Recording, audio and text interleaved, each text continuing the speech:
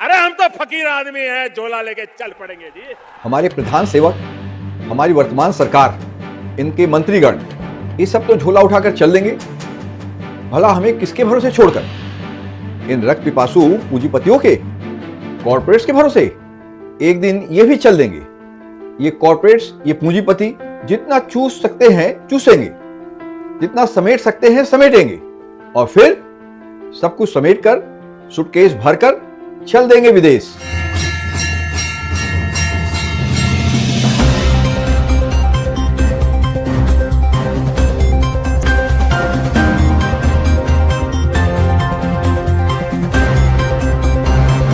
Good morning friends. 90 घंटे काम के टॉपिक पर मैंने अभी कुछ दिन पहले ही एक वीडियो बनाया था। वीडियो जरा लंबी हो रही थी, अतः मैंने इस विषय पर और एक वीडियो बनाने की बात करी थी। उसी श्रृंखला की यह मेरी दूसरी वीडियो है।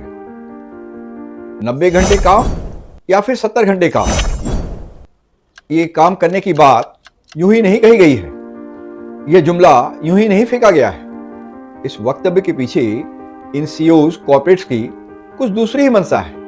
क्या है उनकी असली मंशा? इनके वास्तविक मंशे को रवीश कुमार ने बहुत अच्छी तरह पहचाना है। अपने वीडियो में उन्होंने इस बात का जिक्र भी किया है। इन लोगों के दिल में क्या चल रहा है, इसका खुलासा किया है। ये तो साफ है कि वर्तमान पूंजी व्यवस्था लोगों का शोषण करने में संलिप्त है। जरा बेबाक शब्दों में कहूं तो लोगों का खून चूसने में लगी है, खून चूस रही है। चाहे मजदूर हो या उपभोक्ता, ये सभी का शोषण कर रहे हैं, सभी का खून चूस रहे हैं। ये कॉर्पोरेट्स अपने कर्मचारियों को समुचित वेतन नहीं देते, उनके श्रम का उचित मूल्य नहीं चुकाते, उनसे अधिक से अधिक काम लेते हैं। 48 घंटे का तो प्रावधान है एक सप्ताह में, यानी कि दैनिक 8 घंटे। अगर शनिवार को भी काम करें तो, परंतु वास्तविक सिचुएशन क्या है? शोषण का वह आलम है कि लोगों से 10 से 12 घंटे तक काम लिया जाता है। अधिकतर लोग वास्तव में 12-12 घंटे तक काम कर रहे हैं, करने को बाध्य हैं, कहीं कहीं तो इससे भी ज्यादा। परंतु शायद इतने से भी इनका जी नहीं भरता। ये चाहते हैं कि आप अब 90 घंटे तक काम करें, यानी कि दैनिक 15 घंटे। Am I correct? My calculation is right? या फिर इससे भी अधिक। ये आपको कोल्हू में लगे बैल की तरह जोतना चाह रहे हैं, वरन जोत रहे हैं। आपको गन्ने की तरह पेरने में लगे हैं, नींबू की तरह निचोड़ने में लगे हैं, वरन निचोड़ रहे हैं। तब तक जब तक कि रस की आखिरी बूंद शेष न रह जाए, जब तक कि आपके शरीर के श्वेत कण सूख न जाए, जब तक आपके रक्त का अंतिम बूंद भी ये चूस न ले। इनकी चले तो ये आपको आपके घर भी न जाने दे, आपको आपके बीवी बच्चों से मिलने भी न दे, परिवार से अलग कर दे, बस आपको बंधुआ मजदूर बनाकर रखे।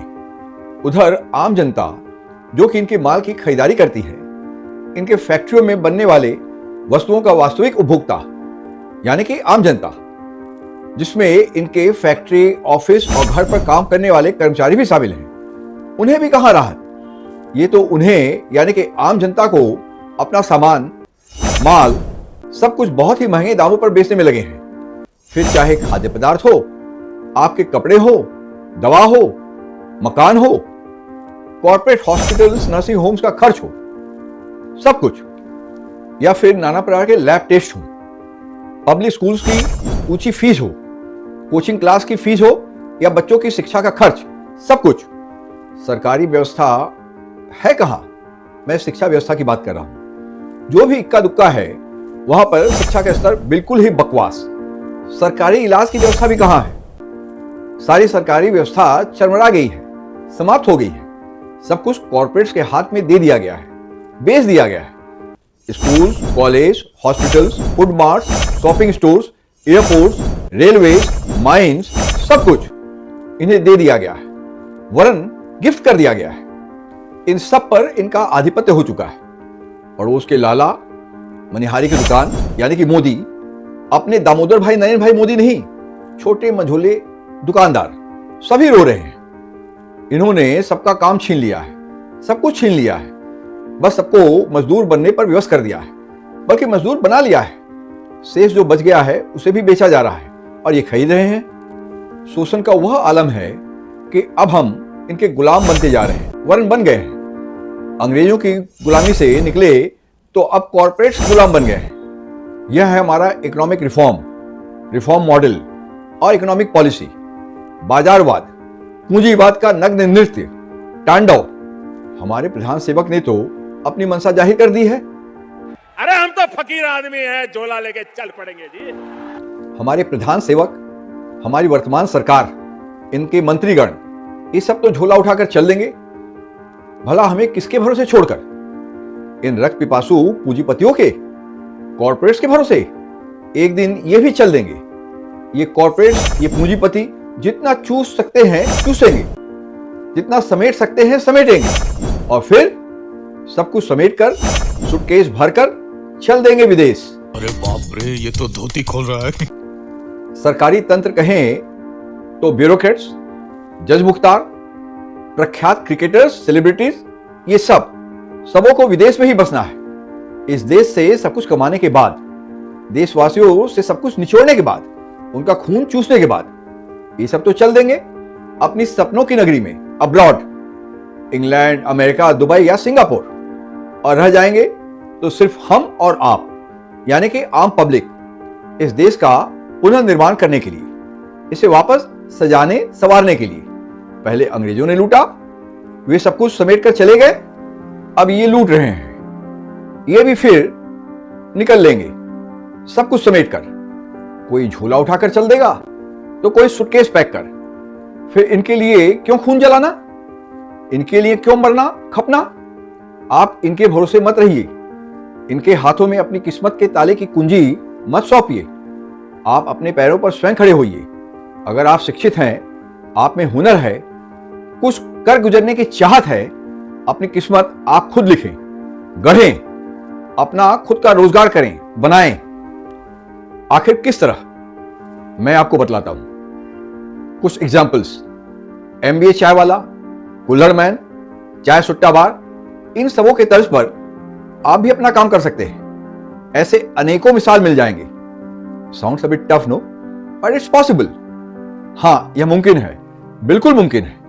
छोटा मोटा जैसा भी काम, छोटा मझोला उद्योग, कुटीर उद्योग, गांधीवादी विचारधारा पर चलने में ही राष्ट्रहित है। हम सबकी, हमारे देशवासियों की और देश की भी भलाई है। स्वदेशी अपनाइए, स्वावलंबी बनिए और गांधी जी के सपनों को साकार करें। सादा जीवन, उच्च विचार, सिंपल लिविंग, हाई थॉट्स। कोई किताबी ज्ञान नहीं, कोई किताबी ज्ञान बांझ भी नहीं रहा हूं, बल्कि प्रैक्टिकल बात कर रहा हूं, कह रहा हूं। Forget about Subramaniam. S for Subramaniam नहीं, बल्कि S for self dependence, self respect and selflessness. और कुछ नहीं तो चाय की टपरी खोल लें, फल सब्जी का ठेला लगाएं, या फिर पकौड़े तलिए। होम किचन आदि छोटा मोटा धंधा भी कर सकते हैं, परंतु अपना खुद का। ख्वाबों की दुनिया से बाहर निकलिए। पूरे विश्व में पूंजीवाद असफल सिद्ध हो चुका है, फेल हो चुका है। इस व्यवस्था में तो मात्र शोषण ही है, प्रिविलेज के द्वारा अंडर प्रिविलेज का, पावरफुल के द्वारा पावरलेस का, अमीरों के द्वारा गरीबों का, असहाय लोगों का। लालच और लालसा का कोई अंत नहीं। जितना पाएंगे और पाने की इच्छा जागृत होगी।